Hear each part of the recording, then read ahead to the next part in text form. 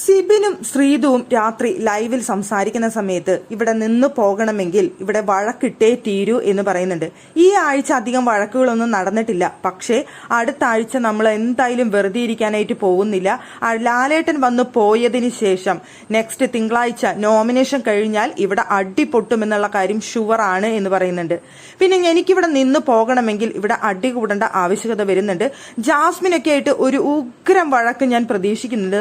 പക്ഷേ ജാസ്മിനൊക്കെ ആയിട്ട് വഴക്കിടുക എന്ന് പറഞ്ഞു കഴിഞ്ഞാൽ ഒരു കൂതറയായിട്ട് വഴക്കിടുന്നതിന് തുല്യമായിരിക്കും. ജാസ്മിനൊക്കെ അത്രയും തറ ലെവലിലേക്ക് വരുന്ന ആൾക്കാരാണ്.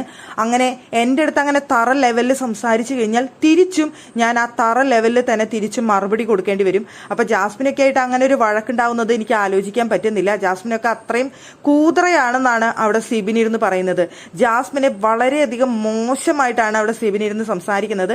തറ ലെവലിൽ ഗെയിം കളിക്കുന്ന അല്ലെങ്കിൽ ഒരു കൂതറ ലെവലിലൊക്കെ സംസാരിക്കുന്ന ഒരു ടൈപ്പാണ് ജാസ്മിൻ. അതുകൊണ്ട് തന്നെ എൻ്റെ അടുത്ത് വഴക്കിടുമ്പോൾ ആ ലെവലിൽ സംസാരിച്ച് കഴിഞ്ഞാൽ എനിക്കും തിരിച്ച് ആ രീതിയിൽ മറുപടി കൊടുക്കേണ്ടി വരുമെന്ന് സിബിൻ അവിടെ ശ്രീധുവിൻ്റെ അടുത്ത് ഇരുന്ന് പറയുന്നുണ്ട്. എന്തായാലും നെക്സ്റ്റ് വീക്ക് ലാലേട്ടൻ വന്നു പോയതിനു ശേഷം ഈ വീട്ടിൽ നടക്കാൻ പോകുന്നത് ഒരു ഉഗ്രം വഴക്കായിരിക്കുമെന്നാണ് സിബിൻ പറയുന്നത്.